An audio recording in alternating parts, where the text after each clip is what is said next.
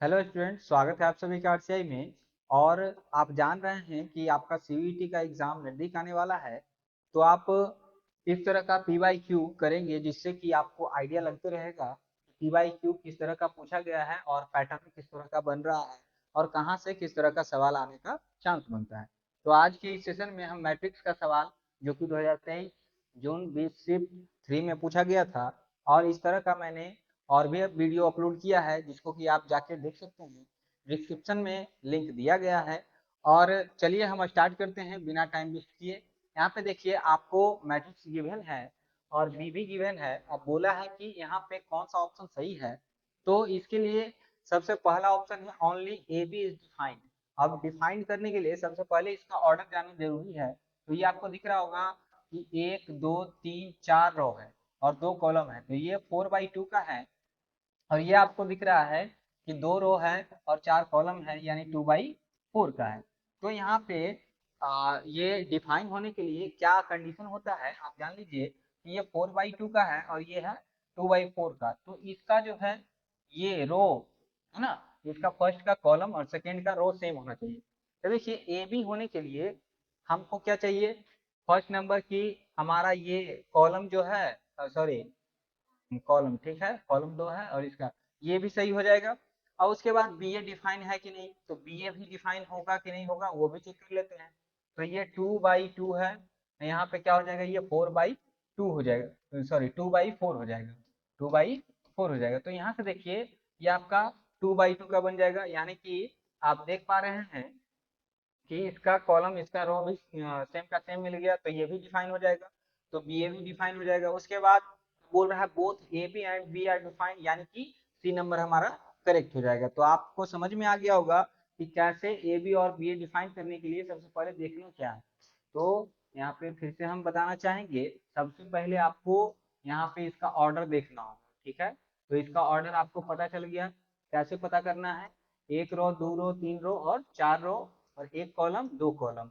यहाँ पे 1 रो 2 रो 1 column 2 column 3 column और 4 कॉलम। उसके बाद आपको देखना होता है फर्स्ट वाला का कॉलम सेकंड वाला का रो। अगर ये दोनों सेम है देन डिफाइन होगा और नहीं तो नहीं डिफाइन होगा। तो सबसे पहले ये भी लिखना तो ए का ऑर्डर और बी का ऑर्डर, यहाँ पे बी ए लिखना होगा तो बी का ऑर्डर फिर ए का ऑर्डर लिखे। उसके बाद यहाँ पे इसका हम देखें तो पता चल गया कि ये डिफाइन है, इसलिए ए बी और ये दोनों सही हो जाएगा। तो आपको समझ में आ गया होगा।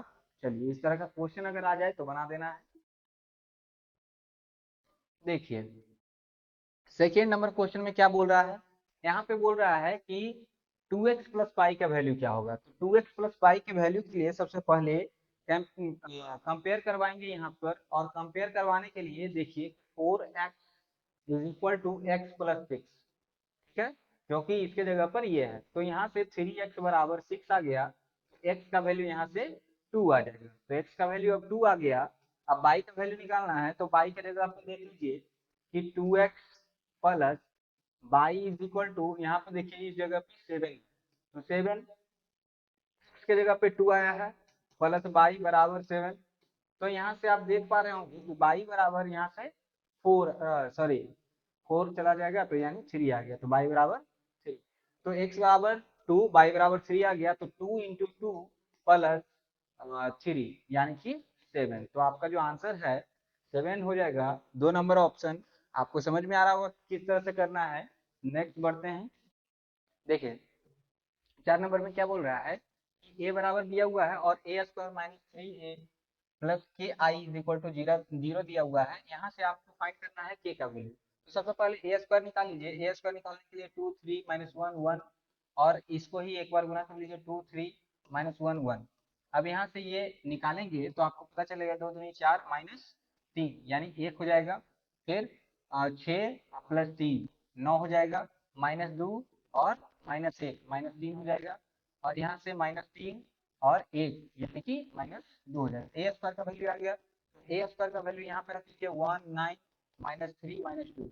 अब इसमें -3 से गुना करवा लीजिए, कितना हो जाएगा, प्लस यहाँ पे कर लीजिए -6 -9 और यहाँ पे माइनस माइनस +3 हो जाएगा। और यहाँ पे 1 × 3 -3 हो जाएगा, बराबर में प्लस के आई, यानी कि के और एस आई से गुना करना है, तो 0 0 के कितना बराबर 0 मैट्रिक्स, 0 0 0 मैट्रिक्स। तो यहाँ से आपको दिख रहा होगा कि ऐड करेंगे तो 1 -6 -5 हो जाएगा, 9 में से 9 0 चला जाएगा, यहाँ से 0 हो जाएगा, यहाँ से -5 हो जाएगा, प्लस के 0 0 के बराबर तो 0 मैट्रिक्स ही है। तो यहाँ से आप देख पा रहे होंगे -5 प्लस के बराबर 0 है, तो यहाँ से के बराबर आपको दिख रहा होगा कि 5 आ रहा है, यानी कि आपका जो आंसर हो जाएगा 3 नंबर करेक्ट हो जाएगा। नेक्स्ट बढ़ते हैं। नेक्स्ट देखिए, आपको दिख रहा होगा कि यहाँ से बोल रहा है A B is equal to क्या होगा। ए बी को डायरेक्टली गुना करवाइए, आपका आंसर फाइंड हो जाएगा। तो डायरेक्टली गुना करवाएंगे तो इसको यहाँ से फर्स्ट कॉलम को फर्स्ट रो से गुना करवाएंगे तो क्या हो जाएगा, √3 -√3 प्लस 0। उसके बाद 1 √3 3 हो जाएगा, प्लस 0 हो जाएगा, फिर 1 0 हो जाएगा, 0 हो जाएगा, 0 हो जाएगा, यानी 0। यहाँ से अब इसको गुना करवाइए, -3 -1 0 -√3 √3 0। उसके बाद 0 0 0, यहाँ पे 0 0 और 0, फिर 0 0 और 0, फिर यहाँ पे 0 0 और 4 हो जाएगा। तो आपको दिख रहा है कि ये क्या आने वाला है, ये कैंसिल हो गया, यहाँ से 0 हो गया, यहाँ पे 4 हो गया, यहाँ पे 0 हो गया, यहाँ पे -4 हो गया, यहाँ पे ये कैंसिल हो जाएगा, 0 हो जाएगा, 0 हो जाएगा, 0 0 4 हो जाएगा। तो आप देखिए कि आपका कौन सा ऑप्शन में है, यानी 0 0 0 4 0 -4 0 0 0 0 4, यानी आप ऑप्शन नंबर 4 करेक्ट हो जाएगा आपका, है ना। तो ये सिर्फ और सिर्फ मल्टीप्लिकेशन ऑफ ए मैट्रिक्स का क्वेश्चन था। नेक्स्ट आगे बढ़ते हैं। आगे देखिए, ये क्वेश्चन में आपको बोला है sum of element of the matrix A into A का ट्रांसपोज। ए का ट्रांसपोज करवाने पे आपको क्या मिलेगा, पहले ए लिख लीजिए 4 5 2 3 -1 7। ए का ट्रांसपोज कराएंगे तो आपको 4 5 2 3 -1 7।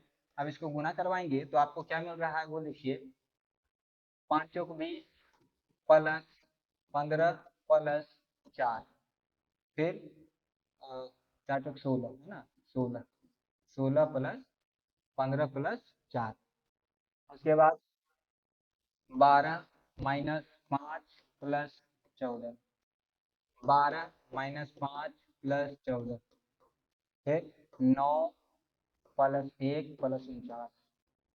ठीक है, कितना है। अब देखिए, इसको जोड़ने पे 20 और 15 कितना हो जाएगा, 20 25, यहाँ पे 25 होगा, तो यहाँ पे 45 हो गया। यहाँ पे कितना हो जाएगा, 12 और 14 कितना हो गया, 26 21 हो गया, फिर यहाँ पे 21 हो जाएगा, फिर यहाँ पे 50 59 हो गया। अब इसको ऐड कर लीजिए, क्योंकि ऐड बोला है कि सम ऑफ ऑल एलिमेंट, यानी कि 45 प्लस 21 प्लस 21 प्लस 59। तो यहाँ से आपका जो आंसर हो जाएगा, 9 1 10 11 11 5 16, और 5 2 7 2 9 9 4 13 1 14, यानी कि 146, यानी कि ऑप्शन नंबर आपका सी करेक्ट हो जाएगा, है ना। तो ये सिर्फ और सिर्फ मल्टीप्लिकेशन ऑफ मैट्रिक्स का क्वेश्चन है, आपको मल्टीप्लिकेशन आना चाहिए जिससे कि आप ये सब क्वेश्चन को आसानी से कर सकें और जल्दी कर सकें। नेक्स्ट बढ़ते हैं। ये हमारा आज का लास्ट क्वेश्चन है, और इस तरह का क्वेश्चन आपको अगर चाहिए तो आप कमेंट में जरूर लिखिए कि इस तरह का क्वेश्चन हमको चाहिए, और इसका अगर पीडीएफ चाहिए तो पीडीएफ कमेंट में जरूर लिखिए। और अगर आपको हेल्पफुल लग रहा है तो आप यहाँ से शेयर कीजिए अपने दोस्तों को भी, जिससे कि उनको भी फायदा हो, क्योंकि जेनविन होता क्या है कि आप अगर इस तरह का क्वेश्चन करके जाते हैं तो आपका प्रैक्टिस होके रहता है और वहाँ पे अच्छा प्रदर्शन कर पाते हैं। और इस तरह का क्वेश्चन जरूरी भी है जिससे कि आपको आइडिया लग जाए। ठीक है, चलिए। अब यहाँ पर बोला है कि ए बी सिमेट्रिक है। अब उसके लिए बोला है सेम ऑर्डर है, then which of the following statement is true. अब हम जानते हैं कि ए प्लस बी का ट्रांसपोज करवाने पे हमको सिर्फ और सिर्फ क्या मिलना चाहिए, ए प्लस बी मिल जाएगा, तो ये सिमेट्रिक हो जाएगा।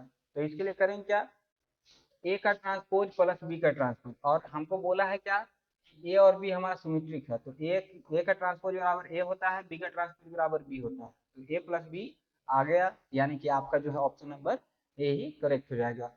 तो चलिए, इस तरह का क्वेश्चन कैसा लग रहा है आपको, कमेंट में जरूर बता दीजिएगा। और इस तरह का अगर वीडियो चाहिए तो आप जरूर कमेंट में लिख दीजिएगा कि किस ईयर का चाहिए, हम उस ईयर का ला के यहाँ पे रखेंगे। तो यहाँ तक बनाने के लिए thank you so much, next video में मिलते हैं।